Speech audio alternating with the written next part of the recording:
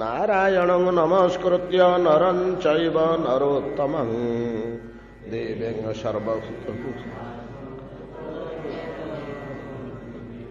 मूकं करोति वाचालं पंगुं लंघयते गिरिं यत्कृपातमहं वन्दे परमानन्दमाधवं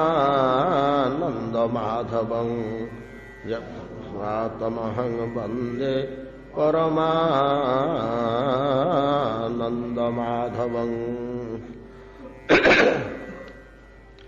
श्रुत्वा पर्जन्यनिनदं मण्डूकाः व्यसृजन् गिरः तूष्णीं शयानां प्रागजद्वत् ब्राह्मणा नियमात्यये आसन उत्पथवाहिन्य क्षुद्रनद्योऽनुशुष्यति पुंसु यथा स्वतन्त्रस्य देह द्रविण संपदा हरिता हरिभिः सस्पै इंद्रगोपैश्च लोहिता उत्शीलिंद्र कृतच्छाया नृणां श्रीर्बभूरभूत् क्षेत्राणि शस्य संपद्भिः कर्षकाणां मुदं ददु धनीनां उपतापं च दैवाधीनम् अजानताम् जलस्थलौकसः सर्वे नववारी निषेवया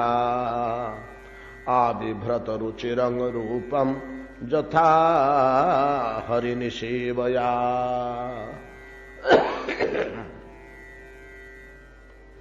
श्रुत गोस्वामी कहते शौनकादि मुनिगण एतादृश वर्षा ऋतु विश्व को जपरि आनंद प्रदान कला भगवान का लीलाभूमि क्रीड़ा क्षेत्र वृंदावन अरण्य मानक मध्य अत्यंत सादबल सावलील करी तोड़ा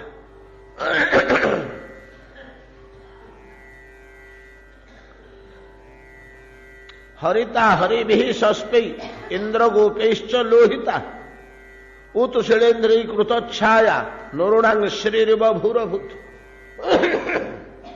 राजांकर जेतବେଳେ श्रीवृद्धि घटी थाए समस्त अनुगत गण पदानत ही थांती शत्रु माने मस्तक उत्तोलन कर पार न थांती राज्य अत्यंत शस्य श्यामला थाए और प्रजा माने कौन से विद्रोह न करी बड़ श्रृंखलित भाव में राजांकर अनुगत ही चलु थांती श्रीवृद्धि काल रे राजा कौन करती अभ्यास निमंते सेना चालना करती निजर सेना बाहिनी अभ्यास छाड़ी बोली युद्धखोर अभ्यास छाड़ी बोली मध्य मध्य युद्ध को जपरी गति करवा कथा से भाया पृथ्वीर विस्तीर्ण अंचल मानक भूमिर सेना चालन करती सेना माने सब भिन्न भिन्न गजारोही अश्वारोही पदातिक प्रभृति किए से बंधुकधारी किए खड़गधारी किए बल्लभधारी इत्यादि सब भिन्न भिन्न अच्छा तो समस्त पोशाक सब भिन्न भिन्न थाए भिन्न भिन्न पोशाक को नहीं गोटे गोटे दल जितेबाला गति करुता सेतेबेले पृथ्वीर दृश्य सेना बाहिनी पोशाकर भिन्न भिन्न रंगरे बड़ मनोहर एक दृश्य देखा जाए राजा मैंने सेना चालन कला बेले जपरी अलग अलग देखा जाए उपेन्द्र हंज वैदेश विलास गोटे वर्णना कर जितेबाला प्रभु श्रीराम ऋष्यमुख पर्वत थे चतुर्मास ऋष्यमुख रहिले कि से गोसाई जी पुरे ना ये वर्षा वर्णना को लेकर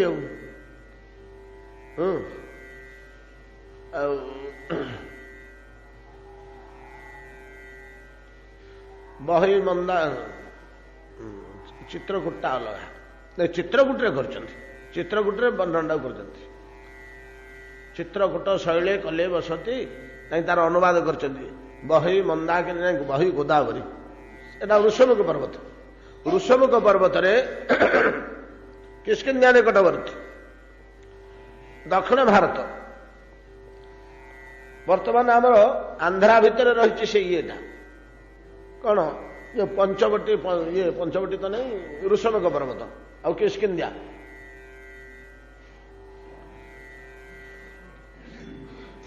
ସେତିକି ବେଳେ 4 ମାସ ବିତିଗଲା।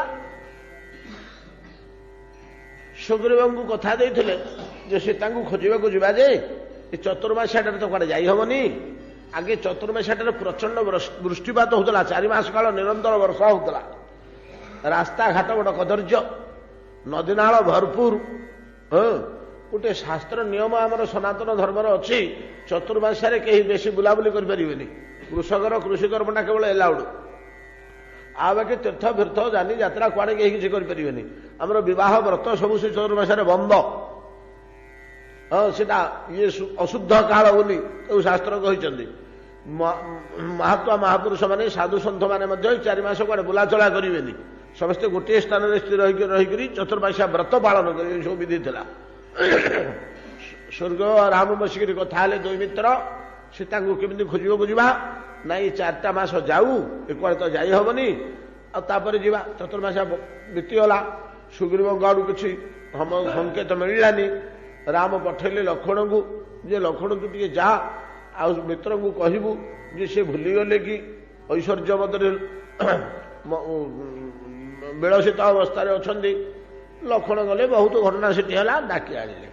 ଡାକି ଆଣିଲା ପରେ ସାଙ୍ଗେ ସାଙ୍ଗେ କଥାବାର୍ତ୍ତା ପରେ ସୁଗ୍ରୀବ ଆଦେଶନାମା ଦେଇ ପକାଇଲେ, ଯେତେ ଯୋଉଠି ଅଛନ୍ତି ଛୋଟ ବଡ଼ ସେନା ସମସ୍ତେ ଆସିବେ। ସବୁ ମର୍କଟ ମାନେ ଆସିଗଲେ। ସବୁ ମର୍କଟ ମାନେ ଆସିଲେ ନାନା ପ୍ରକାରର। ତ ସେ ସମସ୍ତ ମାଙ୍କଡ଼ ମାନଙ୍କୁ ଯେତେବେଳେ ଲଙ୍କା ଦିଗରେ ଚାଳନା କରାଗଲା, ଯୁଦ୍ଧପତି ମାନେ ସବୁ ନିଜ ନିଜ ଦଳକୁ ନେଇକରି ଚାଲିଲେ। ସେଇଠି ସେ ବର୍ଣ୍ଣନା କରିଛନ୍ତି, ବହଇ କେଉଁ ପର୍ବତେ ହରିତାଳ ଧାରା, ମାନେ ହଳଦିଆ ମୁହାଁ ମାଙ୍କଡ଼ ଯାଉଛନ୍ତି। କେତେକ ମାଙ୍କଡ଼ଙ୍କର ମୁହଁ ହଳଦିଆ ଥିଲା, କାହାର କଳା, କାହାର ନାଲି, ତ ଆମେ ଦେଖୁଛେ। ଏସବୁ ଭିନ୍ନ ଭିନ୍ନ ମର୍କଟ ମାନଙ୍କର ରଙ୍ଗ କୁଆଡ଼େ ନାଲି ହେଇଯାଉଛି। କୋଟି କୋଟି ମାଙ୍କଡ଼ ଚାଲିଛନ୍ତି ମର୍କଟ, ସେମାନଙ୍କର ମୁଖର ରଙ୍ଗରେ ମୁହଁଟା ତ ଦୁଷିବ ଉପରକୁ, ଆଉ ଟେକିକିରି ରଖିଛନ୍ତି, ଆଉ ତ ଦେହ ତା ଉପରେ ସାନ୍ଧି ହେଇକି ରହିଛି, ଯେ ସବୁ ସେଭଳିଆ ଦେଖାଯାଉଛି। ବଡ଼ ସୁନ୍ଦର ବର୍ଣ୍ଣନାଟେ କରିଛନ୍ତି ବୈଦେଶୀ ବିଳାସ। ସେନା ଚାଳନ କାଳରେ ଯେମିତିକା ଭିନ୍ନ ଭିନ୍ନ ରଙ୍ଗ ସବୁ ଅନୁଭୂତ ହୁଏ, ତଦ୍ରୂପ ପୃଥିବୀ ପୃଷ୍ଠର ବର୍ଣ୍ଣ ତଦ୍ରୂପ ସେନା ଚାଳନା ଭଳିଆ ଦେଖାଯାଉଛି ରାଜାମାନଙ୍କର। ଇନ୍ଦ୍ରଗୋପୈଶ୍ଚ ସାଧବ ବହୁପୋକ ଦ୍ୱାରା କେଉଁ ଅଞ୍ଚଳ ନାଲ ଦେଖାଯାଉଛି, ସସ୍ପେଇ କ୍ଷୁଦ୍ର କ୍ଷୁଦ୍ର ସବୁ ତୃଣ, ଗଜରୁ ଉଠିଯିବା ତୃଣ ଦ୍ୱାରା କେଉଁ ଅଞ୍ଚଳ ନୀଳବର୍ଣ୍ଣ ହରିତବର୍ଣ୍ଣ ଦେଖାଯାଉଛି, ଏବଂ ଛୋଟ ଛୋଟ ଛତୁ ସବୁ ଭର୍ତ୍ତି ହେଇକରି ଭୂମିରେ କେଉଁ ଅଞ୍ଚଳ ଶୁଭ୍ର ବର୍ଣ୍ଣ ଧଳା ଦେଖାଯାଉଛି। ଏ ପ୍ରକାର ସେନା ଚାଳନ କାଳରେ ଭିନ୍ନ ଭିନ୍ନ ରଙ୍ଗର ଅଞ୍ଚଳ ଦେଖାଗଲା ଭଳିଆ। କ୍ଷେତ୍ରାଣୀ ହରିତା ହରିଭି ସସ୍ପେଇ ଇନ୍ଦ୍ରଗୋପୈଶ୍ଚ ଲୋହିତା ଉତୁ ଶିଳେନ୍ଦ୍ର ଛତୁ, ଉତୁ ଶିଳେନ୍ଦ୍ର କୃତ ଛାୟା, ଶିଳେନ୍ଦ୍ର କହିଲେ ଛତୁ, ଉତୁ ଶିଳେନ୍ଦ୍ର ଉଦ୍ଧକୁ ଉଠିଥିବା ଶିଳେନ୍ଦ୍ର, ଛାୟା ନୃଣାଙ୍ଗ ଶ୍ରୀରିବ ଭୂରଭୂତ, କ୍ଷେତ୍ରାଣୀ ଶସ୍ୟ ସମ୍ପଦଭି କର୍ଷକାଣାଙ୍ଗ ମୁଦଙ୍ଗ ଦଦୁହୁ ଧନୀନାଙ୍ଗ ଉପତାପଞ୍ଚ ଦୈବାଧୀନମ ଅଜାନତମ। କୃଷକମାନଙ୍କର ଆନନ୍ଦ କହିଲେ ନ ସରେ। ଶସ୍ୟ ସମ୍ପଦରେ କୃଷିକ୍ଷେତ୍ର ପୁରା ଭରପୁର, ମନରେ ନାନା ପ୍ରକାରର ଚିନ୍ତା, ନାନା ପ୍ରକାରର କଳ୍ପନା। ଏ ବର୍ଷ ମୋର ପ୍ରଚୁର ଶସ୍ୟ ହେବ, ବିକ୍ରି କରିବି, ଘର ଦ୍ୱାର ତିଆରି କରିବି, ନାକି ଲୁଗାପଟା କିଣିବି ଇତ୍ୟାଦି ସବୁ। ତ ଯେତେବେଳେ ସେମାନଙ୍କର ସମ୍ପତ୍ତି ବଢ଼ିବାକୁ ଲାଗିଲା, ଅଭିମାନୀ ଲୋକଗଣ ଯେଉଁମାନେ କୃଷି କାର୍ଯ୍ୟ କହେ, କୃଷି କାର୍ଯ୍ୟ କିଏ କରୁଛି ହଉ ନିକୃଷ୍ଟ କର୍ମ, କିଏ ସେ କାଦୁଅ ପଙ୍କରେ ଘାଣ୍ଟି ହେବ, ଏଭଳିଆ ଭାବରେ ଘରେ ବସିଥିଲେ। ସେମାନେ ବର୍ତ୍ତମାନ ଅନୁତାପ କରୁଛନ୍ତି। କିଭଳିଆ ଅନୁତାପ କରୁଛନ୍ତି? ଅନୁତାପଟା କିଭଳିଆ କରୁଛନ୍ତି ମାନି ନ କିଭଳିଆ ଅନୁତାପ କରୁଛନ୍ତି ନା, ଯେପରି ଗୋଟେ ସୁନ୍ଦର ଉଦାହରଣଟିଏ ଦେଉଛନ୍ତି ଏଠି। ଯେପରି ସକାମ ବ୍ୟକ୍ତିଗଣ ଧନୀନାଂ ଉପତାପଞ୍ଚ ଦୈବାଧୀନମ ଅଜାନତାମ। ସକାମ ବ୍ୟକ୍ତିଗଣ ଯାଗ ଯଜ୍ଞ ଦାନ ତୀର୍ଥ ପ୍ରଭୃତି ସକାମ କର୍ମ ବୈଦିକ କର୍ମକାଣ୍ଡର କରିଯାଆନ୍ତି। କାହିଁକି କରନ୍ତି? ସ୍ୱର୍ଗ ଆଶାରେ, ପୁଣ୍ୟ ଆଶାରେ। ମୋର ପୁଣ୍ୟ ହେବ, ମୁଁ ସ୍ୱର୍ଗକୁ ଯିବି। এই সমস্ত দান যজ্ঞ প্রভৃতি সকাম কর্ম କରି ତାର ଫଳ ସ୍ୱରୂପ ପ୍ରଚୁର ପୁଣ୍ୟ ମଧ୍ୟ ଅର୍ଜନ କରନ୍ତି। ଦେହ ତ୍ୟାଗ କଲା ପରେ ସ୍ୱର୍ଗକୁ ଯାଆନ୍ତି, ନାଇଁ କି? ସ୍ୱର୍ଗରେ ବିପୁଳ ସୁଖ ଭୋଗ କରନ୍ତି, ବିପୁଳ ସୁଖ। ଆମର ଏ ପୃଥିବୀରେ ମହାସୁଖୀ ଯେଉଁମାନେ ବହୁତ ସୁଖ ଓ ଆନନ୍ଦ ଭୋଗ ବିଳାସରେ ଅଛନ୍ତି, ଅର୍ଥର ଅଭାବ ନାହିଁ, ମର୍ଯ୍ୟାଦାର ଅଭାବ ନାହିଁ, ସ୍ନେହ ଶ୍ରଦ୍ଧାର ଅଭାବ ନାହିଁ, ଲୋକ ସମର୍ଥନର ଅଭାବ ନାହିଁ, ଭୋଗ ବିଳାସର ଅଭାବ ନାହିଁ, ରୂପ ଯୌବନର ଅଭାବ ନାହିଁ। ଗୋଟା କିଏ କହିଲେ? Cinema stars.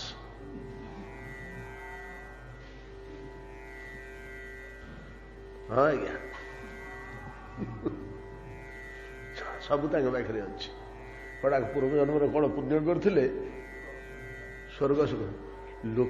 ଗୋଟେ ପଳେଇ ଆସିବ, ଏଇଠି ଖାଲି ଖବର ମିଳିଗଲା ସମୁଦ୍ର କୂଳକୁ ଗୋଟେ ଆସିଛି, ଘର ଦ୍ୱାର ଛାଡ଼ିକିରି ଆପଣଙ୍କ ପିଲା ଛୁଆ ନାତି ନାତୁଣୀ ସମସ୍ତେ ଦୌଡ଼ିବେ। ସୁନିଲ ଦତ୍ତକୁ ଆମେ ଦେଖିବୁ ନା, ସେଟା ଆମେ କ'ଣ ହେଇଗଲାଣି ପରା, ଇଏ ପଲିଟିକାଲ କ'ଣ ଗୋଟେ ହେଲାଣି। ଆଉ ଗୁଡ଼ାକ ଯେଉଁ ସବୁ ନୂଆ ନୂଆ ବାହାରୁଛନ୍ତି ତାଙ୍କ ନାଁ ଆମେ ଶୁଣିବାକୁ ପାଉନୁ। ଆମ ଟୋକାଳିଆ ସମୟରେ ଆମେ ଯାହା ନାଁ ଶୁଣିଥିଲୁ ମନେ ଅଛି ନା?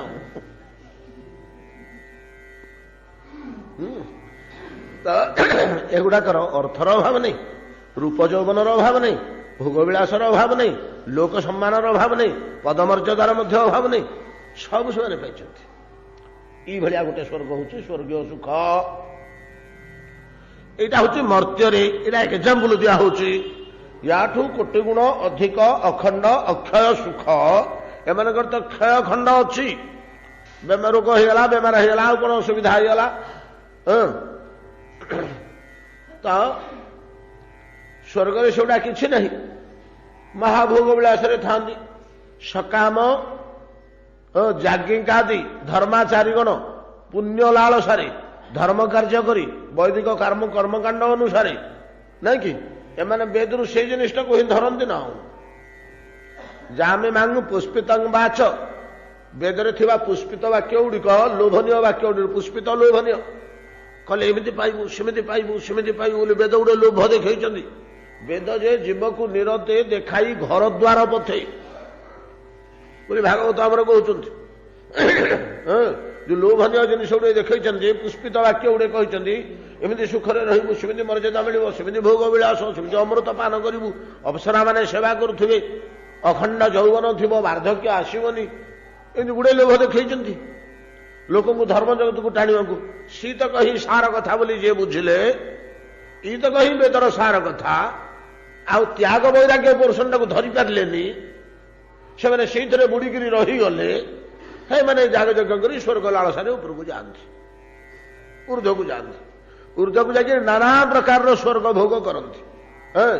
ଯାମେ ମାଙ୍ଗ ପୁଷ୍ପିତଂ ବାଚଃ ପ୍ରବଦନ୍ତ ବିପଶ୍ଚିତ ବେଦବାଦ ରତାଃ ପାର୍ଥ ନାନ୍ୟଦ ସ୍ଥିତି ଯୋଗିନ କାମାତ୍ମନ ସ୍ୱର୍ଗପରା ଜନ୍ମ କର୍ମ ଫଳ ପ୍ରଦାନ କ୍ରିୟା ବିଶେଷ ବହୁଳାଙ୍ଗ ଭୋଗ ଐଶ୍ୱର୍ଯ୍ୟ ଗତି ପ୍ରତି। ଭୋଗ ଆଉ ଐଶ୍ୱର୍ଯ୍ୟର ଶେଷ ସୀମାରେ ହଉଛି ସ୍ୱର୍ଗ। ସ୍ୱର୍ଗଟା ହଉଛି ଭୋଗ ଆଉ ଐଶ୍ୱର୍ଯ୍ୟର ଶେଷ ସୀମା। ମହାଭୋଗ ମହା ଐଶ୍ୱର୍ଯ୍ୟର ସେମାନେ ସେଠି କାଳ ଯାପନ କରୁଛନ୍ତି। କିନ୍ତୁ ଆଉ ଦଳେ ଅଛନ୍ତି ଯେଉଁମାନେ ଭୋଗ ବିଳାସକୁ ଲାଳସା ନ କରି ବେଦର କର୍ମକାଣ୍ଡକୁ ଅତିକ୍ରମ କରି ତାର ଜ୍ଞାନ କାଣ୍ଡ ଆଡ଼କୁ ଯାଇଛନ୍ତି। ଜ୍ଞାନ କାଣ୍ଡରେ ସେ ମନେ କରୁଛନ୍ତି ଯେ ଏଗୁଡ଼ା ସବୁ ଅସାର, ବନ୍ଧନ ମାତ୍ର, ଏ ସୁଖ ପ୍ରକୃତ ସୁଖ ନୁହେଁ, ଏ ସୁଖର ପରବର୍ତ୍ତୀ ଅବସ୍ଥାଟା ଦୁଃଖମୟ। ଏ ସୁଖ 10-5 ବର୍ଷ ଭୋଗିଦେଲା ପରେ ନିଶ୍ଚୟ କ'ଣ ହେଲେ ଗୋଟେ ବଡ଼ ଧରଣର ବେମାର ହେଇଯିବ। ଗୁଡ଼େ ଯେ ବେଶୀ ଗୁଡ଼େ ଭୋଗ କରିଛି ସେ ବଡ଼ ଧରଣର କଷ୍ଟ ପାଇବ। ଇଏ ପ୍ରଲୋଭନରେ ଆମେ ପଡ଼ିବାନି। ଆମେ ତ୍ୟାଗ ବୈରାଗ୍ୟକୁ ଆଶ୍ରୟ କରିବା, ଆମେ ବ୍ରହ୍ମଚିନ୍ତା କରିବା, ଆମେ ହରିଭକ୍ତି କରିବା, ଆମେ ତ୍ୟାଗ ମାର୍ଗରେ ଯିବା, ଭୋଗ ମାର୍ଗରେ ଯିବାନି। ଏଟା ହେଲା ନିଷ୍କାମ ଭାବ। ସେମାନେ କ'ଣ କରନ୍ତି ନା ନାନା ପ୍ରକାର ଦୁଃଖରେ ସଡ଼ି ସଡ଼ି ସଡ଼ି ସଡ଼ି ଭଜନ ସାଧନ କରି କରି କରି ଯେତେବେଳେ ଊର୍ଦ୍ଧ୍ୱଗତି ପ୍ରାପ୍ତ ହୁଅନ୍ତି, ସେତେବେଳେ ସେ ସ୍ୱର୍ଗର ସାଇଡରେ ଯେତେବେଳେ ଊର୍ଦ୍ଧ୍ୱକୁ ଉଠି ଯାଆନ୍ତି, ଏ ସ୍ୱର୍ଗବାସୀ ମାନେ ଯେ ବହୁ ଦାନ ପୁଣ୍ୟ କରି ସ୍ୱର୍ଗକୁ ଯାଇ ମହାଭୋଗ ବିଳାସରେ ଅଛନ୍ତି, ଦିବ୍ୟାଳଙ୍କାରରେ ଝଲସୁଛନ୍ତି, ଅପ୍ସରା କୁମାରୀମାନଙ୍କ ଦ୍ୱାରା ପରିବେଷ୍ଟିତ ହୋଇ ଯେତେବେଳେ ସେମାନେ ଚାହାନ୍ତି ଗୁଡ଼ା କିଏ ହୋ, ଦରିଦ୍ର ଗୁଡ଼ାକ ନଣ୍ଡା ନଣ୍ଡା ଦୁଷୁଛନ୍ତି, ଆଗ ଦେହରେ ହାଡ଼ ଖଣ୍ଡେ ଅଛି, କଙ୍କାଳ ସେରେ କୁଆଡ଼େ ଯାଉଛନ୍ତି ନା ବୈକୁଣ୍ଠକୁ ଯାଉଛନ୍ତି। ବୈକୁଣ୍ଠକୁ ପଳାଉଛନ୍ତି। ବୈକୁଣ୍ଠ କେଡ଼େ ଉଚ୍ଚସ୍ଥ ଜାଗା, କେଡ଼େ ମହାନ ଜାଗା, ଆମେ ଶୁଣିଛୁ ଜାଣିଛୁ, ଋଷିମାନଙ୍କଠୁ ବସି ଶୁଣୁଛୁ ଦେବ ସଭାରେ, ମାନେ ବୈକୁଣ୍ଠକୁ ପଳାଉଛନ୍ତି ନା। ବୈକୁଣ୍ଠକୁ କେମିତି ପଳେଇଲେ? ଆମେ ଯାଇପାରିବାନି? ତମେ ତ ସ୍ୱର୍ଗରେ ବାନ୍ଧି ହେଇକି ରହିଛ, ଖସିବ କୁଆଡ଼େ? କାହିଁକି ନା ଏଇଟା ଯେମିତି ବନ୍ଧନ, ଆମେ ଦେହରୁ ବାହାରିକି ଯାଇପାରୁନେ, ଦେହଟା ବନ୍ଧନ ନା, କୁଆଡ଼େ ଯାଇପାରୁଛି? ମରିଯିବି ବୋଲି ଗୋଟେ ମରିଉଛି। ଆମର ଅଜାମର ପଟା କେତେ ଥର କହିଲାଣି, ନାଇଁ ମୁଁ ଆଉ ଯିବିନି, ମରିଯିବି, ଆଉ ମରିଯିବି, ମୋଟା ବହୁଛି ସିନା ବେଳକୁ ବେଳ, ଆଉ ମରୁଛି କୋଉଠି? ଏ ବନ୍ଧନ, ଦେହର ବନ୍ଧନ ନା ଦେହ ବନ୍ଧନ, ଏହାଦେହରୁ ସହଜରେ ବାହାରିକରି କିଏ ଯାଇପାରିବନି। ଇଏ ଯେମିତି ବନ୍ଧନ, ସ୍ୱର୍ଗର ବନ୍ଧନ ଯାହାଠାରୁ ଟାଣୁଆ ବନ୍ଧନ, ସେ ବନ୍ଧନ ଛିନ୍ନ କରି ହେବନି। ସେମାନେ ଯେତେବେଳେ ଦେଖୁଛନ୍ତି ଯେ ତ୍ୟାଗୀ ବୈରାଗୀ ଗଣ ବୈକୁଣ୍ଠ ଗତି କରୁଛନ୍ତି ସ୍ୱର୍ଗର ପାର୍ଶ୍ୱ ଦେଇ, ସେମାନଙ୍କୁ ଲୋଭ ଆସୁଛି ବୈକୁଣ୍ଠକୁ ମାନେ ପଳେଇଲେ ବୋଲି ଶୁଣି, ତାଙ୍କ ମନରେ ସେତିକି ବେଳେ ଆସୁଛି ଅନୁତାପ। କେଡ଼େ କଥା କଲେ ରେ, ଆମେ ଯଦି ମର୍ତ୍ତ୍ୟରେ ସକାମ ଯାଗଯଜ୍ଞାଦି ଅନୁଷ୍ଠାନ ନ କରିକରି ସେଗୁଡ଼ାକ ସେତେବେଳେ ନିଷ୍କାମ ଭାବରେ କରିଥାନ୍ତେ, ହରିଭକ୍ତି ମୂଳକ ଭାବରେ କରିଥାନ୍ତେ, ବ୍ରହ୍ମଚିନ୍ତନ ପୂର୍ବକ କରିଥାନ୍ତେ, ପ୍ରଭୁ ମୋର କିଛି ଦରକାର ନାହିଁ, ଆପଣଙ୍କର ପାଦପଦ୍ମ ଦରକାର ବୋଲି କହିଥାନ୍ତେ, ବୋଲେ ଆମେ ମଧ୍ୟ ଏମିତି ପଳେଇଥାନ୍ତେ।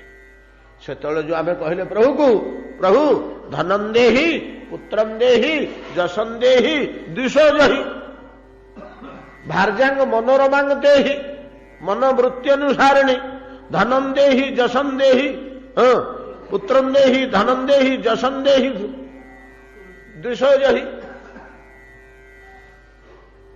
ଏଗୁଡ଼ା ମାଗିଥିଲେ। ଏଗୁଡ଼ା ମାଗିଥିବା ଫଳରେ ଗୁଡ଼ାକ ପ୍ରଚୁର କରି ଭଗବାନ ଦେଇଛନ୍ତି, ସ୍ୱର୍ଗରେ ଭୋଗ କରୁଛନ୍ତି, ପ୍ରଚୁର ପରିମାଣରେ ଦେଇଛନ୍ତି। କେତେ ଭୋଗିବେ, ସାରିପାରୁନାହାନ୍ତି। କିନ୍ତୁ ଯେତେବେଳେ ତାହାଙ୍କର ପାର୍ଶ୍ୱ ଦେଇ ତ୍ୟାଗୀ ବୈରାଗୀ ଗଣ, ନିଷ୍କାମ ଉପାସକ ଗଣ, ହରି ଉପାସକ ଗଣ, ଆତ୍ମସୁଖ ବିବର୍ଜିତ ବ୍ୟକ୍ତିଗଣ ଊର୍ଦ୍ଧ୍ୱଗତି ଲାଭ କରୁଛନ୍ତି, ମୁଖ୍ୟାଦି ଲାଭ କରୁଛନ୍ତି। ଆଉ ଏମାନେ ବୁଝିଲେଣି ଯେ ମୋର ସରି ଆସିଲାଣି, ଆଉ 10-20 ବର୍ଷ ମୋତେ ଫେର ମର୍ତ୍ତ୍ୟକୁ ଯିବାକୁ ହବ, ମର୍ତ୍ତ୍ୟର ଦୁଃଖ ଧୈର୍ଯ୍ୟ ଭୋଗ କରିବାକୁ ହବ। ସେତିକିବେଳେ ସେମାନେ ଅନୁତାପ କରୁଛନ୍ତି। କଣ ବୋଲି ଅନୁତାପ କରୁଛନ୍ତି?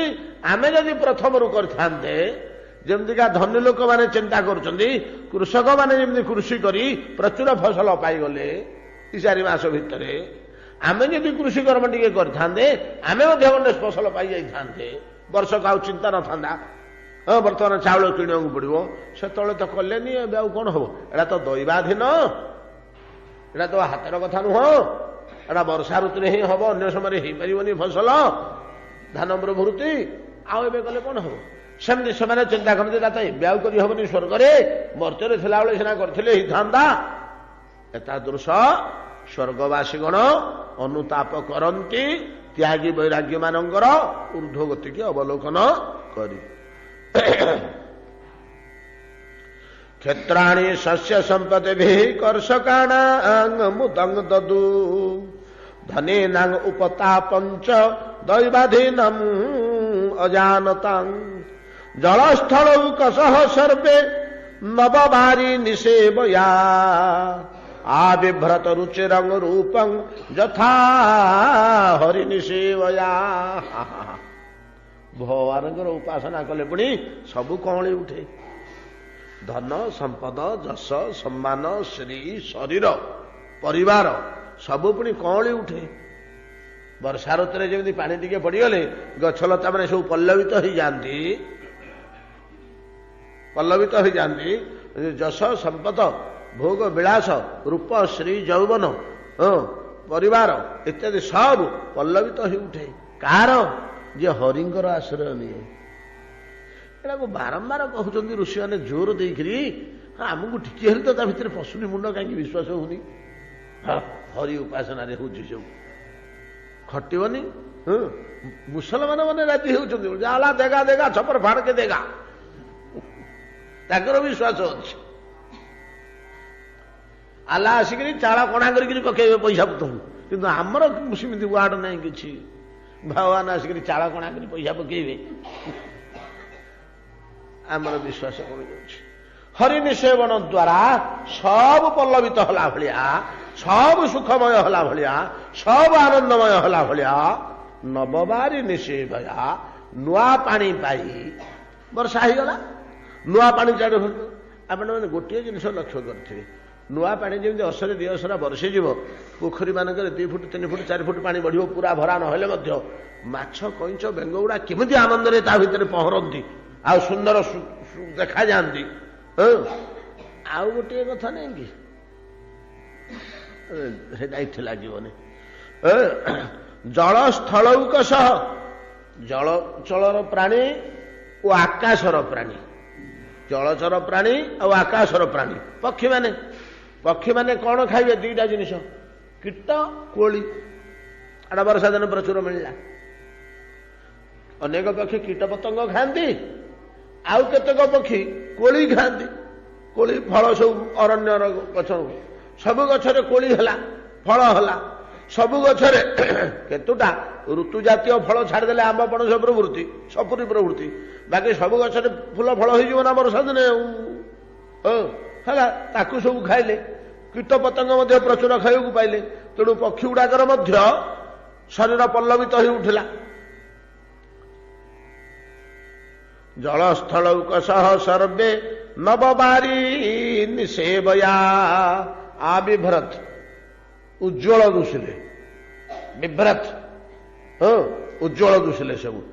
ଆବିଭ୍ରତ ରୁଚିରଙ୍ଗ ରୂପଂ ଯଥା ହରି ନିଷେବୟା, ଭଗବାନଙ୍କର ଉପାସନା କଲେ, ହରି ଉପାସନା କଲେ ସବୁ କିଛି ଉଜ୍ଜ୍ୱଳ ହେଇ ଉଠେ।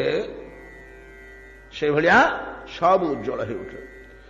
ଗିରୟ ବର୍ଷ ଧାରାଭି ଅର୍ହଣ୍ୟ ମାନା ନ ବିବ୍ୟଧୁ, ଅଭିଭୂୟ ମାନା ବ୍ୟସନୈ ଅର୍ବ୍ୟଥା ଧୋକ୍ଷ ଯେ ଚେତସଃ। ଗୋଟେ ଶ୍ଲୋକ ରହିଗଲା ମଝିରେ। ଶରିଦ୍ଭେ ସଙ୍ଗତଃ ସିନ୍ଧୁ ଚକ୍ଷୁଭେ ଶ୍ଵସନୋର୍ମିମାନ୍, ଅପକ୍ୱ ଯୋଗିନଶ୍ଚିତ୍ତଂ କାମାକତଂ ଗୁଣଯୁଗ ଯଥା। ଶରିଦ୍ଭିଃ ସଙ୍ଗତଃ ସିନ୍ଧୁ ଚକ୍ଷୁଭେ ଶ୍ଵସନୋର୍ମିମାନ୍। ନଦୀ ଗୁଡାକ ସବୁ ପୁଷ୍ଟ ହେଇଗଲେ ବର୍ଷା ଋତୁରେ, ପ୍ରଚୁର ଜଳ ଧାରା ବହିଲା। କାହିଁକି? ଏମାନେ ସବୁ ପ୍ରଚୁର ଜଳ ନେଇକିରି କଣ କଲେ ନା ସମୁଦ୍ର ଭିତରେ ଭର୍ତ୍ତି କଲେ। ଏପଟେ ସମୁଦ୍ରର ନୂଆ ପାଣି ଯେତେବେଳେ ଭର୍ତ୍ତି ହେଲା, ନଦୀ ମାନଙ୍କର ନବବାରି ଯେତେବେଳେ ଭର୍ତ୍ତି ହେଲା, ଯାଇ ସବୁ ପ୍ରଚଣ୍ଡ ବେଗରେ ପଶିଲା, ସେପଟେ ସମୁଦ୍ରର ଆନନ୍ଦ କହିଲେ ନ ସରେ। ସମୁଦ୍ର ମଧ୍ୟ ଉଦ୍ବେଳିତ ହେଲା, ନାଚିଲା। ସେପଟୁ ସମୁଦ୍ରର ବାୟୁ ପ୍ରବାହରେ ସବୁ ବଡ ବଡ ଢେଉ ଆସୁଛି, ଇଆଡୁ ପ୍ରଚୁର ଜଳରାଶି ଯାଉଛି ନଦୀର। ଇଏ ସବୁ ବାଡ଼େଇ ହେଇ ପରସ୍ପର ଭିତରେ ସେ ଉଦ୍ବେଳିତ ହୋଇ 5 ହାତ 10 ହାତ 15 ହାତ ଉଚ୍ଚକୁ ଉଠି ସବୁ ତରଙ୍ଗମାଳା ଶ୍ଵସନ ବାୟୁ ବଳରେ ବଡ ବଡ ଉର୍ମି ତରଙ୍ଗ ସବୁ ସୃଷ୍ଟି ହେଇ ସେ ମାଇଲ ମାଇଲ ପର୍ଯ୍ୟନ୍ତ ଠେଲି ହେଇ ପଳେଇ ଯାଉଛି। ସେ ତରଙ୍ଗ ବଡ ଶୋଭା ଦିଶୁଛି ସମୁଦ୍ର। ବିରାଟ ବିରାଟ ତରଙ୍ଗ ଉଠି ବଡ ଶବ୍ଦ କରି ଯେତେବେଳେ ମାଇଲ ମାଇଲ ସେ ତରଙ୍ଗ ଢେଉ ଘୁଞ୍ଚି ଘୁଞ୍ଚି ଘୁଞ୍ଚି ଘୁଞ୍ଚି ଯାଉଛି, ତା ପଛରେ ଆଉ ଗୋଟେ, ତା ପଛରେ ଆଉ ଗୋଟେ, କେତେ ଢଙ୍ଗର, କେତେ ରକମର, କେତେ ପ୍ରକାର ନୃତ୍ୟ, କୋଉଠି କେମିତି ଉଠୁଛି, କୋଉଠି କେମିତି ଶବ୍ଦ। ଚକ୍ଷୁଭେ ସିନ୍ଧୁ ଉଦ୍ବେଳିତ ହେବାକୁ ଲାଗିଲା। ଶ୍ଵସନୋର୍ମିମାନ୍, ଉର୍ମି ଢେଉ, ଶ୍ଵସନ ବାୟୁ, ବାୟୁ ବଳରେ ବଡ ବଡ ଢେଉ ତରଙ୍ଗ ଉଠି ଯେମିତି କିଏ ସେ ସମୁଦ୍ର କ୍ଷୋଭିତ ହେବାକୁ ଲାଗିଲା, ଉଦ୍ବେଳିତ ହେବାକୁ ଲାଗିଲା। ଉଦ୍ବେଳିତ ହେବାକୁ ଲାଗିଲା କିଏ ସେ ସମୁଦ୍ର। କି ଭଳିଆ ତାକୁ ଉପମା କଣ ଦଉଛନ୍ତି? ତା ପାଇଁ ଉପମା ଦଉଛନ୍ତି ଶରିଦ୍ଭିଃ ସଙ୍ଗତଃ ସିନ୍ଧୁ, ସିନ୍ଧୁ ସାଙ୍ଗରେ ମିଶି ଚକ୍ଷୁଭେ, ସିନ୍ଧୁଟା କେମିତି ଚକ୍ଷୁଭେ କ୍ଷୋଭ ଯୁକ୍ତ ହେଲା, ଉଦ୍ବେଳିତ ହେଲା, ଆଉ ଶ୍ଵସନୋର୍ମିମାନ୍ ହେଲା। ନା ଅପକ୍ୱ ଯୋଗୀ, ଜଣେ ଯୋଗୀ ଯୋଗ ସାଧନ କରୁଥିଲା। ଯୋଗ ସାଧନ କରୁ କରୁ କଣ ହେଲା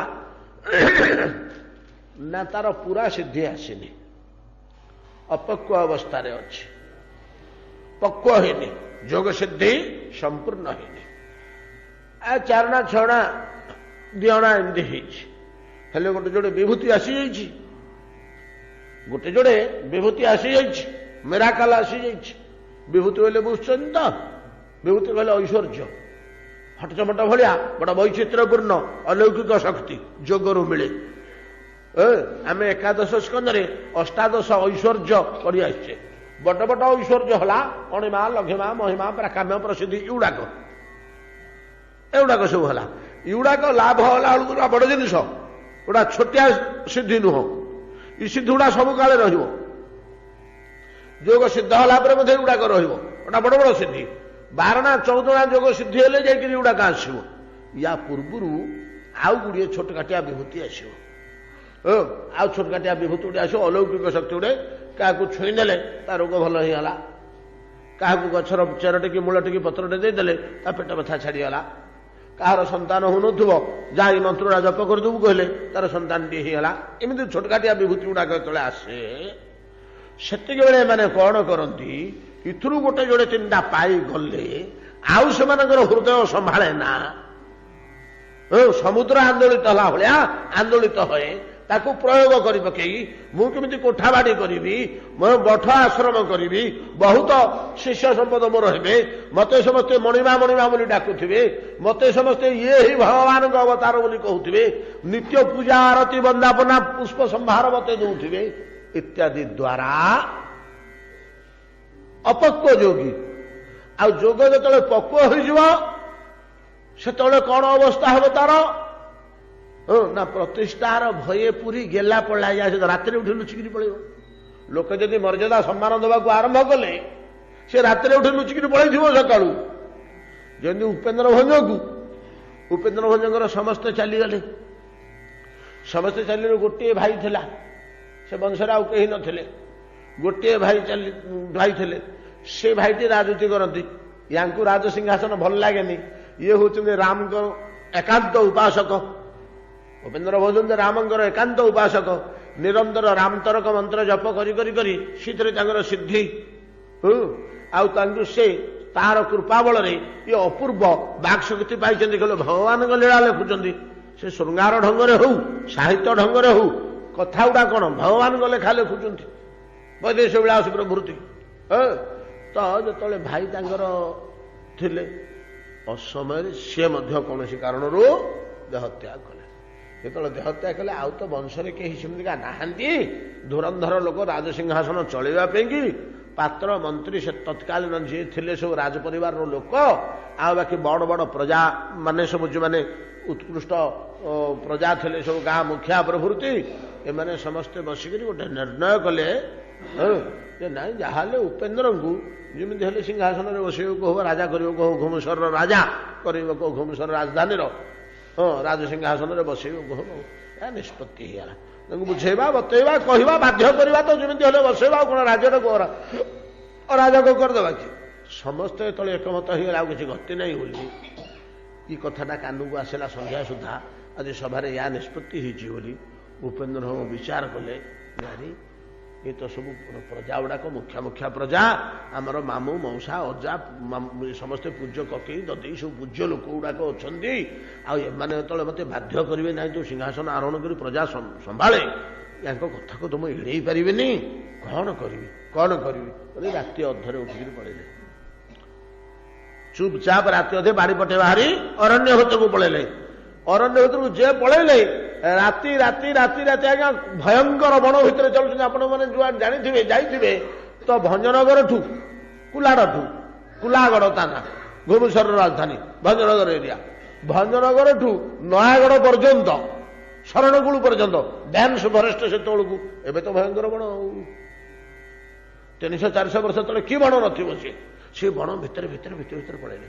ରାତି ପାଇଲା ବେଳକୁ ଚାହିଁଲେ ଚାରିଆଡ଼କୁ, ଗୋଟେ ଜାଗାରେ ଦେଉଳ, ଅଟ୍ଟାଳିକା, ନଡ଼ିଆ ଗଛ ସବୁ ଦୁଶୁଛି, ଏଠି ଲୋକ ବସତି ଅଛି ବୋଲିକରି ସିଆଡ଼କୁ ଗଲେ। ଗଲାବେଳକୁ ସେଇଟା ହେଉଛି ଶରଣକୁଳ। ସେ ଶରଣକୁଳରେ ରଘୁନାଥ ମନ୍ଦିର ଦୁଶୁଛି। ସିଧା ରଘୁନାଥ ମନ୍ଦିର ଭିତରୁ ପଶିଗଲେ। ପଶିଗଲା ବେଳକୁ ତାଙ୍କ ଇଷ୍ଟ ଦେବତାଙ୍କର ମନ୍ଦିର ରଘୁନାଥ ମନ୍ଦିର। ଆଉ ତା ଭିତରେ ବସିଲେ ତ ଆଉ କ'ଣ। एमाने खोजुचंती गोटे कथा अच्छे परा अभाग्य काल को भंजे पड़ाइले केराण्यमाल को केराण्यमाल बण कहती से बणर ना हूँ केराण्यमाल बण अभाग्य काल को भंजे पड़ाइले केराण्यमाल से बसिक हेले देखु राजसिंहासन तुच्छ हो जाऊँ प्रभु भक्तिटारे कौन रस अच्छी जे कि स्वाद अच्छी कि मिठा अच्छी से मिठा जी पाई से केमी पागल होगा केमिका तुच्छ बोध होली कथा ये त्यागी बैरागी सन्यासी नुहति खाली भक्ति टिके थिला भगवत भक्ति टिके ठीक तद्रूप जो मान सिद्ध जोगी से जदि कोटी देखिले जे गोटे आम गोटे आसला कि मान सम्मान कथा आज लोक मैंने चाहते अमुक बाबाजी की जोगी आम जोगी राज बोली उपाधि भूषित करवा हाथी उपरे बसईकरी सुना पालिंगी आउ नगर भितर बुलेवा बाजा बजेकरी जय जय ध्वनि करवा यहाँ जब से शुणे भंजे लुचिक राति अधर पलैब ना छड़क सिद्ध जोगी एगुड़ाक बंधन रे गुड़ाक लोभनीय आकर्षण एक पकईदब संसार गर्तरे पुणी आ भगवत उपासना पाइबेनी त्याग वैराग्य सुखाऊ किए जगत रे अच्छी सिद्ध जोगी होते किंतु अपरिपक्व जोगी जो तार जोगटा भजन साधनटा सिद्धि होनी अल्प अल्प दी चार्टा आसी विभूति कौन मेराकल क्या चाहिए से मोही हो जाऊँगी गोटे बड़ धनी लोक को औषध देवी गले से मोहित हो जाऊँगी अनुगत हो जाऊँगी कहार संतान हो जाऊँगी कहार रोग भल हो जाऊँगी छोटिया काटिया विभूति टी आसी सेटा को प्रयोग करी से जमी विराट संस्था गढ़ी पकाती कहीं ना संसार अपक्व जोगी चित्त संसार विभिन्न दृश्य देखी उद्वेलित है अल्प पानी पाई समुद्र कि भाया उद्वेलित होउछि अल्प विभूति पाई समुद्र रे जतिकी पानी अच्छी ये नदी माने दौथुआ पानी केते समुद्र रे जतिकी पानी अच्छी नदी माने जोगुथुआ पानी परिमाण केते वर्ष तमामे ये नदी माने पानी भर्ती करी करी करी करी केते नदी वर्षा दिन पुरौछंती आउ केते नदी तो वर्ष जाक पुरौछंती समुद्र इंचे बढ़ुछि कि इंचे बढ़ुछि से लेवल जेतिकी सेतिकी ना से हिसाब रे हिसाब होउछि परा हेडा कमुछि बढ़ुछि कि हुइरे समुद्र एतिकी पानी तोर जे कोटी कोटी नदी तो भितर पानी भर्ती कले मध्य तोर इंचे बढ़ुनी सब तो पेट को नियंत होउछि तारि भितर बसी जाउछि एतिकी जलराशि तोर आउ ये नदी दी चारटा गोलिया पानी मध्य आनिक ढाली देले जे तुम किंतु उद्वेलित होउछु नुआ पानी टिके पाइकरी ना मोर गोटे सीटा आनंद ना अपक्व जोगी माने ठीक से भाया दुई चार्टा विभूति पाईगले भगवान चरणारविंदर जार दृढ़ रुचि ना दृढ़ विश्वास ना दी चार्टा छटा विभूति पाईगले से विभूति गुड़ा प्रयोग कर समाज गोटे दल को उपकृत कर मानिगले बड़ बड़ लोक कतटा धरी पकड़े से मानिगले से मानिले बाकी समस्त मातिले कौन सहस्र लोक मातिले यही प्रकार भाव से संसार सुख प्रति लालसा थी कोठा करी घर करी शिष्य करी धन संपत्ति बढ़ेबी उच्च स्तर को जी बड़ बाबाजी हेबी समस्ते साधु साधु कहते समस्ते उच्च सम्मान मर्यादा करुवे भूरी भोजन मिलुव अंत्यंत सेवा मिलुव जेपरी तार हृदय क्षोभित हुए समुद्रटा अल्प पानी पाई सेपरी क्षोभित हो वर्षा ऋतु शरदिभे संगत सिंधु चुक्षुभे श्वसनोर्मिमान अपक्व जोगिनश्चित्त कामागत गुणजुक यथा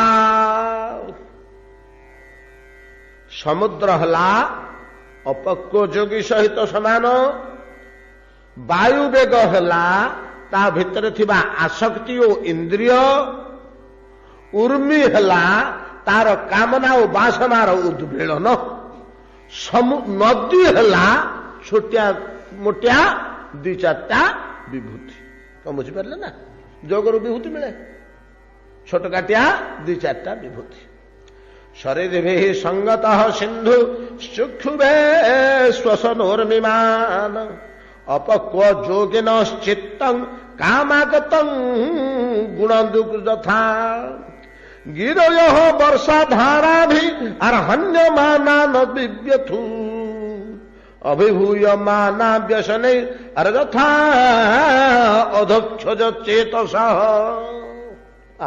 ठीक तार उल्टा उदाहरण दिया थोले यही कथाटी कहला अपक्य जोगी भागवत भजन जार पक्वता आसीनी अल्प विभूति पाइक उद्वेलित हला तार हृदय कामना बासना थिबारु पवन थिबारु ढेउ उठिला तार आसक्ति हृदय थिबारु काम बासना थिबारु हृदय उद्वेलित ही युडाक जमी उठिला ठीक तार उल्टा उदाहरण टे दौरान किए से ये देला समुद्र सिंधु आर उदाहरण टी गिरिवर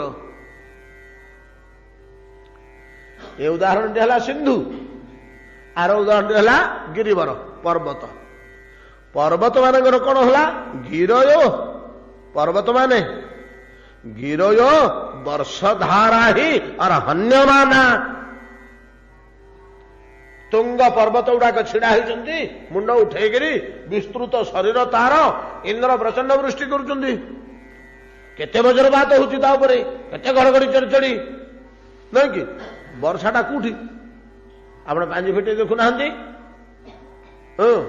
16 विश्वा वर्षा को नहीं शस्यटा है विश्वा वर्षाटा को कौन गंडा ना कौन कहती परा 100 केटे सुंदर पांजरे देना केते वर्षा वर्षार यूनिट शस्यटा हूँ विश्वा ए वर्ष 10 विश्वा शस्य किंतु वर्षापात वर्षा भाग वर्षाटा है भाग समुद्र 10 भाग पर्वते 85 भाग देखिए ना वर्षाटा पर्वत ना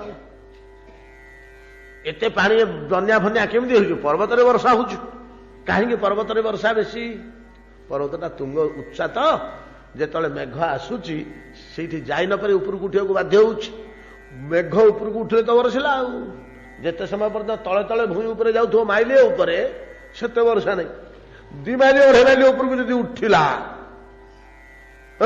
अधा माइलिए तले जाऊे वर्षा हेनी भूमि तो गरम जो उपरक उठला थंडा होगा पर्वत आघात पाई उपरक उठला उपरक उठले थंडा होकर छेचिला करका नहीं कि बड़ बड़ टोपा वर्षाघात वज्रपात घड़घड़ी आवाज बिजुली चोट सबू बाजुची पर्वत दिहर तेणु कहते गिरय वर्षाधारा भी हन्यमाना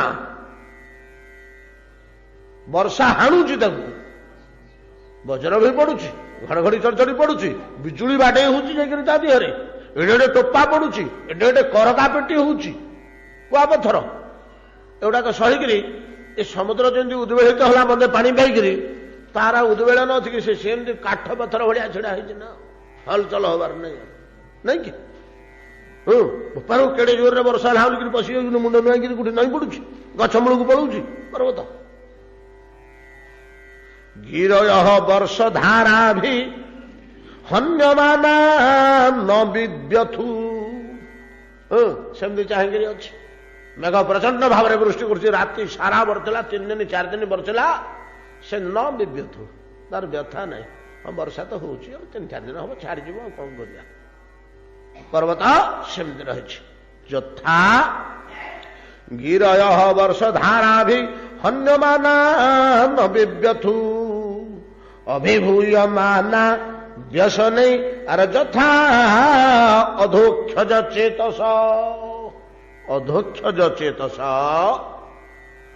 हरिभक्ति परायण जार चेतस चेतनाटा अधोक्षज चरण में रही अधोक्षज भगवान गोटे ना अधोक्षज नहीं कि आम केते थर आलोचना करचे अधोक्षज चरण में जमी मनटी थाए जार एतादृश अधोक्षज चेतस व्यक्ति ता उपरे जेते प्रकार दुख आसी पड़े न अभिभूय हाँ कौन कर दुख आसी प्रभु देते इच्छा गोविंद तुम इच्छा जगन्नाथ तुम इच्छा तुम इच्छा बिना तो तृण हलुनी आ मोर ए दुख तुम्हें देछ ना तुम्हें जदि खुशी मोर ए दुख रे हौ मोर आनंद तुम्हें जदि आनंद होच थरे मोर आनंद जेते दुख आसिले हले ना स्थिर होकर बसे किए से जार मन भगवत चरण अरविंद लगी हरिचरण अरविंद जार मन लगी भगवान को भल पाई जानी भगवान को प्रति अंतर जार प्रीति अच्छी जेते दुख आसिले व्यसन आसिले दारिद्र्य कषाघात लोक निंदा रोग आउ बाकी परिवार नानाविध अवस्था एगुड़ा जहा आसिले से जिन हले ना सब सही जाए काष्ट पाषाण भाया नहीं कि भागवत गोटे श्लोक अच्छे आज्ञा बढ़िया श्लोकटे से मोर घोषा नहीं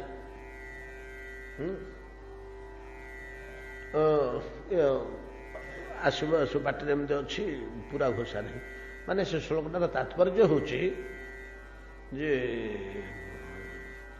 अवज्ञातम माने अपमान निंदा आघात एमती केते गुड़े अच्छी छेप पकईला भाया दुर्व्यवहार इत्यादि पाइले मध्य साधु अविचलित रहे से श्लोकटारे अच्छे बढ़िया श्लोकटे से अविचलित रहे बोली कहनी से उत्यगत हो अभिशाप दिए ना मत एमती अवस्था कलु गुरई तोर घर द्वार जली जाऊ तोर अपमृत्यु हो जाऊ एटा ता पाठर बाहर हृदय अविचलित भाव ना इधर से व्यतीत होनी श्लोकटारे अच्छी अवज्ञातम तिरस्कृतम इमती शब्द गुड़ाक से सुखदेव गोस्वामी खोजुंट अवज्ञात हेले अपमान पाइले तिरस्कार पाइले अवज्ञातम तिरस्कृतम से आघात माड़ खाइले कि थुत्कार पकईले मध्य प्रकृत साधु से कौन करे ना व्यस्त विव्रत हो विचलित हो प्रतिकार शब्दटा अच्छी प्रतिक्रियाशील होए ना एटा हूँ साधुर लक्षण पर्वत सिया इंद्र द्वारा बा पर्जन्य द्वारा प्रचंड वर्षाधार हन्यमाना गिरय एति दुख पाइले स्थाणु भाया रही हलचल होने विचलित नहीं भोपाल मारो चंडाल मत अवस्था करता मत मारिदेला री तो वंश बुड़ी इंद्र किछि नहीं गिरय जेपरी अध्यक्ष चेतस हरिभक्ति परायण तपस्याशील प्रकृत भगवान को उपासना करुवा साधुगण तिरस्कार अवज्ञा अपमान प्रभृति नाना प्रकार पाइले अविचलित रहती व्यस्त हमें कि विव्रत हमें पचारे कि हे महाशे एड़ा एमती एमती कले सेमती कहले आपन को केड़े कसा नाई म गुड़ाक कौन अच्छी केमी आज्ञा गुड़ाक आम सही पार्नु आपण को ना छाड़ आगमा पाइनो नित्य तांते तीक्षस्व भारत मात्रा स्पर्शास्तु कौंदेय शीतोष्ण सुख दुखदा से मन में चिंता करती शीत आसला पलैब खरा पलि आसब जे ए चदर फदर फोपाड़ी दरकार पड़ो कौटी एयर कंडीशन घर ये रही शीत छटा कमल नाकरे कान गुटिकी नाक दुशुनी खाली आखि जोड़िक जुल जुल दुशुची घोड़ी घाड़ी बसचे रही शीत ये पलि आसब एमती खरा जे गंजी खंडे देहरे पिंधि पारे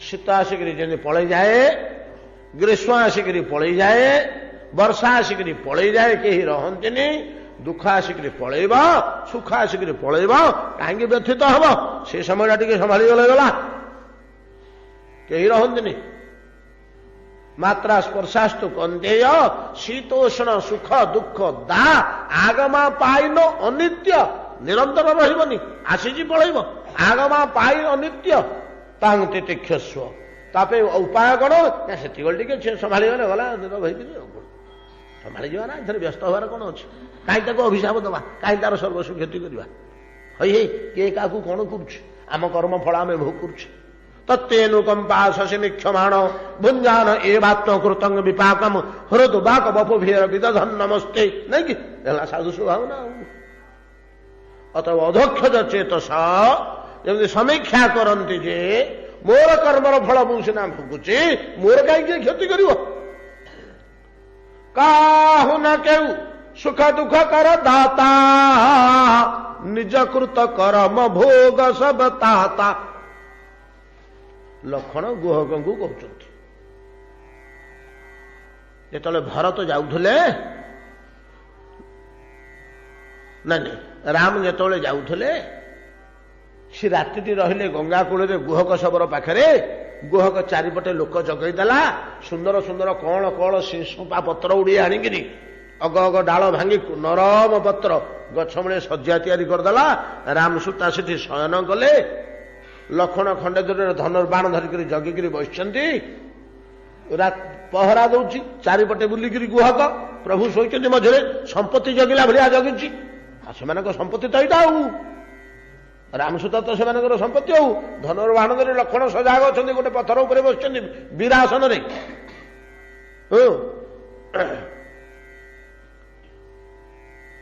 କଛୁକ ଦୂର ସଜି ବାଣ ସରାସନ, ବୈଠ ତ ବିରାସନ। ଲକ୍ଷ୍ମଣ ବୈଠ ବିରାସନ, କଛୁକ ଦୂର ସଜି ବାଣ ସରାସନ। ରାମ ସୀତା ଶୋଇବା ଜାଗାଠୁ କିଛି ଦୂରରେ ବାଣ ସରାସନ ସଜେଇ ଧନୁରେ ଚଢେଇକିରି ବାଣ, ଆଉ ଡେରି ନାହିଁ, ବାଣ ଚଢା ହେଇକି ରାତି ତମ ଧରା ହେଇଛି। କିଛି ଗୋଟେ ବିପଦ ଆସିଲେ ଆଉ ବାଣ ବାହାର କରିକି ଚଢେଇବାକୁ ନାହିଁ। ଏତିକି ହୁସିଆରରେ ସେମାନେ ଜଗୁଛନ୍ତି। ଏତିକି ହୁସିଆରରେ ଜଗୁଛନ୍ତି। ବିରାସନରେ ବସିଛନ୍ତି, ବାଣ ଚଢିକିରି ଅଛି ଧନୁରେ। ବିପଦ ଆସିଲେ ଧନୁରେ ଚଢେଇବା ତା ନୁହଁ। ହଁ ଗୁଳିଟା ଥାଉ, ଦରକାର ହେଲେ ବନ୍ଧୁକରେ ପକେଇବା, ଏତେବେଳକୁ କାଇଁ ପକେଇବା ତା ନୁହଁ। ବନ୍ଧୁକ ଭିତରେ ଗୁଳି ପଶିକିରି ରହିଛି, ଆଉ ସମୟ ନାହିଁ ବିପଦ ପାଇଁକି। ପ୍ରଭୁ ଶୋଇଛନ୍ତି, ସେ ନିଶ୍ଚିନ୍ତରେ ଶୋଇଥାନ୍ତୁ। ଗୁହକ ମଧ୍ୟ ସେଭଳିଆ ଚାରିଦିଗରେ ପହରା ଜଗେଇ ଦେଇକିରି ବହୁ ଦୂରରେ ଅରଣ୍ୟ ଭିତରେ ଗୋଲେଇକି ରଖିଦେଇକିରି ନିଜେ ଧନୁର୍ବାଣ ଆଉ ଖଡଗ ଧରି ବୁଲୁଛି। ସମସ୍ତେ ସଜାଗ ଅଛନ୍ତି ନା ନାହିଁ, ପ୍ରଭୁଙ୍କୁ ଜଗିଛନ୍ତି ନା ନାହିଁ। ପିମ୍ପୁଡ଼ିଟେ ମଧ୍ୟ ଭିତରକୁ ଯେମିତି ପଶିପାରିବନି ଶୋଇବା ସ୍ଥାନକୁ। ଏମିତି ବୁଲିଲା ବୁଲିଲା ବୁଲିଲା ରାତି 2ଟା ବେଳକୁ ଲକ୍ଷ୍ମଣଙ୍କୁ ଯେତେବେଳେ ଦେଖିଲା, ସେ ଲକ୍ଷ୍ମଣଙ୍କ ପାଖରେ ଟିକେ ବସିଲା। ବସିକିରି 2 ଧାର ଲୁହ ଗଡ଼େଇ ଦେଲା ଆଖିରୁ। ଲକ୍ଷ୍ମଣ କହିଲେ, କାହିଁ କାନ୍ଦୁଛୁ ଛୋଟ ରାତି ଅଧରେ? ଏ ପ୍ରଭୁଙ୍କର ଏଇ ଅବସ୍ଥା। ଯାହାକୁ ମା ମାନେ ତଳେ ଚଲେଇ ଦିଅନ୍ତିନି ସୀତାଙ୍କୁ। ପଲଙ୍ଗ ପୀଠ ତଜି ଗୋଦ ହିଣ୍ଡୋରା, ସିଅନ ଦିଅ ପଗ ଅବନି କଠୋରା। ଶାଶୁ ମାନେ ମା ମାନେ ପଲଙ୍କରୁ କାଖେଇକିରି କୋଳେଇକିରି ନେଇଯିବେ। ପଲଙ୍ଗ ପୀଠ ଦେଇ ପଲଙ୍କରୁ ଯଦି ସୀତାଙ୍କର ଯିବାର ଅଛି, ଉଠିକିରି ଶୋଇଥିଲେ ଶୟନରୁ, ପଲଙ୍କ ପୀଠ ଦେଇ ଗୋଦ ମା ମାନେ କୋଳରେ ନେବେ ସିନା, ତଳେ ଚଲେଇକିରି ନେବେନି। ଦୁଗ୍ଧ ଫିନ ନିଜ ଶଯ୍ୟା, ଦଶରଥର ଯିଏ ପ୍ରାଣ, ସେ ରାମ ଗଛ ମୂଳରେ ଚାଲି ଚାଲି ଚାଲି ଚାଲିକିରି ଆସି ଏମିତି କ୍ଳାନ୍ତ ହେଇକିରି ପଡିଯାଇଛନ୍ତି ଯେ ଇ ଶଯ୍ୟାରେ ଯିଏ ଶୋଉଥିଲେ, ଇନ୍ଦ୍ରଭୋଗ ରୂପକ ଶଯ୍ୟାରେ, ସେ ବର୍ତ୍ତମାନ କୋଉଠି ଶୋଇଛନ୍ତି ନା ଅରଣ୍ୟ ଭିତରେ ଗଛ ଡାଳ ଉପରେ ଏମିତି ଶୋଇପଡିଛନ୍ତି 2 ଜଣ ଯେ ଇଏ ଗାଢ ନିଦ। ଚାଲିବାଟା ଏତିକି ବାଧିଛି ଅରଣ୍ୟ ଭିତରେ, ଏମିତି ନିଦ ହେଇଯାଇଛି, ଯୋଉଠି ପଡ଼ିଲା ସେଠି ଶୋଇପଡିଛନ୍ତି। ଦୁଃଖ ଗୁଡାକ ଆଖିରେ ଦେଖିବାକୁ ଥିଲା। ଲକ୍ଷ୍ମଣ ଚଣ୍ଡାଳୁଣୀ କହିଯାଇ ତୁ କଣ କଲୁ? ଚୁପ୍। ଲକ୍ଷ୍ମଣ କହିଲେ ଚୁପ୍। କିଏ କୈକେୟୀ ମା କଣ ହେଲେ? କିଏ କାହାକୁ କିଛି କରେ ନା, ଏ ଜଗତରେ କେହି କାହାକୁ ଦୁଃଖ ଦେଇପାରେ ନା। କୈକେୟୀ କଣ କରି ପକେଇଲେ? ବହୁତ କଥା ବୁଝେଇଲେ, ତାର ଅନ୍ତିମ ସିଦ୍ଧାନ୍ତଟି ହେଲା, କାହୁ ନ କେହୁ ସୁଖ ଦୁଃଖ କର ଦାତା। କିଏ କାହାକୁ ସୁଖ ଦିଏ ନା, କିଏ କାହାକୁ ଦୁଃଖ ଦିଏ ନା। ଆମେ ଚୁଚାଟାରେ ଦୋଷ ଦଉଛେ, ତା ଯୋଗୁଁ ମୋର ଏମିତି ହେଇଗଲା, ତା ଯୋଗୁଁ ମୋର ଏମିତି ହେଇଗଲା, ସେଇ ଚଣ୍ଡାଳ ମୋର ଏମିତି କରିଦେଲା। ନିଜ କୃତ କରମ ଭୋଗ ସବୁ ତାତା। ଏଇଟା ମୁଁ ନିଜେ ଭୁକ୍ତ ଭୋଗୀ। ଏ କଲବଲ ଦାୟିତ୍ୱ ଆଉ ଚାକିରି ଜୀବନରେ ନବା ନେଇ ହଉ, କଣ ହବ ଚାକିରି ଟିକେ ଶାନ୍ତିରେ କୋଠି ବସିବା, ବହିପତ୍ର ପଢିକିରି ଆନନ୍ଦରେ ଜୀବନ ବିତେଇବା ବୋଲି ଚାରଣା ଦାୟିତ୍ୱ ଛାଡିକିରି ଆସିଲି ଯେ ଏଠି ଆଜ୍ଞା 16 ନୁହଁ 24 କାହିଁକି 30 36 ଅଣା ଦାୟିତ୍ୱ ମୋ ଉପରେ ପଡିଛି, ଲଦି ହେଲାଣି। ମୁଁ ନିଜେ ଭାବୁଛି କିରେ ଯୁଆଡେ ପଳେଇଲେ ଯାହା ଭୋଗ କରିବାକୁ ଥିବ ହବ। ଏଇଟା ପ୍ରଭୁ ଅନୁଭୂତି କରେଇଥିଲେ। ଏଇଟା ଅନୁଭୂତିରେ ଆସୁନଥିଲା, ଖାଲି ଭାଷାରେ ଥିଲା। ଯୁଆଡେ ପଳେଇଲେ ଯାହା ଭୋଗିବାକୁ ଅଛି ଭୋଗିବ, ଖସିଯିବ କୁଆଡେ ଯେତିକି ଭୋଗ କରିବ ପଛେ କରିବ। ମୋର ତ ଦିଟା ପେନସନ ଅଛି, ଗୋଟେ ଦିଟା ଲୋକ ମୁଁ ଚଳେଇ ପାରନ୍ତି, ଗୋଟେ ସେବକ ରହିଲେ ତ କୋଉଠି ହେଲେ ଘରଟିଏ ଭଡା ନେଇକି ମୁଁ ଆରାମରେ ଥାନ୍ତି। ଆଉ ଆଜ୍ଞା ପଚାରୁଛନ୍ତି ଛୋଟରା ବାବୁ କାଲି କେତେବେଳକୁ ଖାଇଲେ? ନା ଆଜ୍ଞା କାଲି ସକାଳ ବେଳେ ହେଇପାରିଲାନି ଖାଇବା। କଣ ପାଇଁ କଲ ବୋଲା ଆମକୁ ଦରକାର ହେଲା। ଭଗବତ ସେବା ସେଇଟା ଅଲଗା ଦିଗ ଆମେ ବିଚାର କରିବା। ଯାହାକୁ ତ ଖଟିବାକୁ ତ ପଡୁଛି। ନିଜକୃତ କର୍ମ ଭୋଗ ସବତା, ଏଟା ଭଲରେ ହେଇପାରେ ମନ୍ଦରେ ହେଇପାରେ। ନିଜକୃତ କର୍ମ ଭୋଗ ସବତା କାହୁ ନ କେହୁ ସୁଖ ଦୁଃଖ ଦାତା। এই ଜିନିଷଟାକୁ ଯେ ସମୀକ୍ଷା କରିପାରିବ ସେ ସାଧୁ। ତତ୍ତେନୁକମ୍ପା ସୁସମୀକ୍ଷମାଣ। ହଉ ହେ ପ୍ରଭୁ ଭଲ କଲ, ଯଦି 36 ଅଣା ମତେ ଭୋଗିବାକୁ ଥିଲା ସେଠୁ ଆଣିକିରି ଏଠି ଭୋଗେଇ ଦେଇଛ, ଇ ଜନ୍ମରେ ସରିଯାଉ ଗୁଡାକ ସବୁ, ଆଉ ବାକି ନ ରହୁ।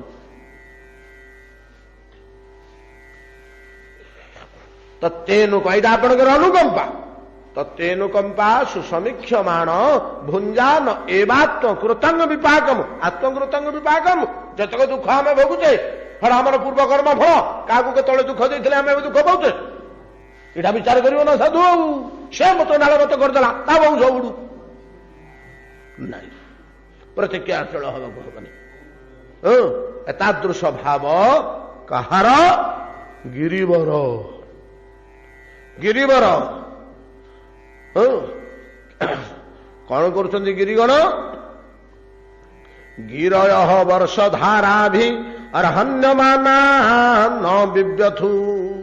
ବର୍ଷାଧାର ଦ୍ୱାରା ହନ୍ୟମାନ ହେଲେ ବି ନ ବିବ୍ୟଥୁ। ଅଭିଭୂୟମାନା ବ୍ୟସନୈ। ବ୍ୟସନୈ ଦୁଃଖୈ ନାନାବିଧ କ୍ଲେଶୈ ଅଭିଭୂୟା ସାଧୁ ଯଥା ଅବିଚଳିତ ରହନ୍ତି। ସ୍ଥାଣୁବତ୍ ଅବିଚଳିତ ହିଁ ପର୍ବତ ରହିବି, ତାର ଚିନ୍ତା ନାହିଁ।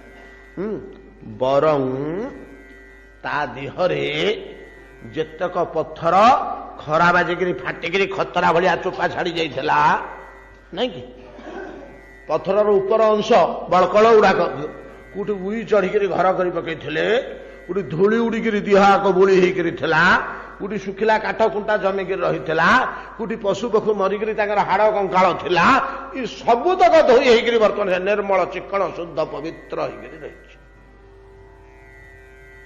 ପର୍ବତ ବର୍ତ୍ତମାନ କେମିତି ରହିଛି?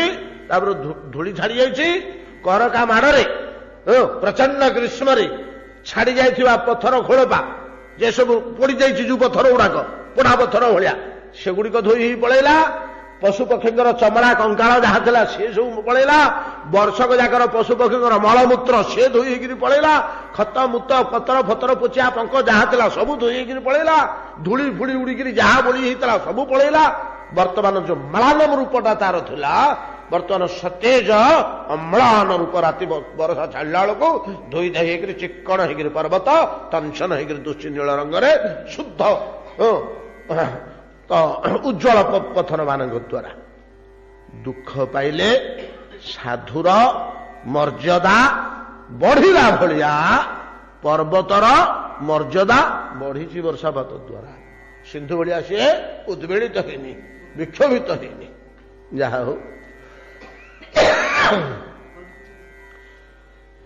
ଗିରୟ ବର୍ଷ ଧାରା ବିରହନ୍ୟମାନା ନ ବିବ୍ୟଥୁ ଅଭିଭୂୟମାନା ବ୍ୟସନୈ ଯଥା ଅଧକ୍ଷଜ ଚେତସଃ ମାର୍ଗାଃ ବଭୁବୁ ସନ୍ଦିଗ୍ଧା ତୃଣୈଚ୍ଛନ୍ନା ହ୍ୟ ସଂସ୍କୃତା ନାଭ୍ୟସ୍ୟ ମାନା ଶ୍ରୁତୟୋ ଦ୍ୱିଜୈ କାଳ ହତାଇବ।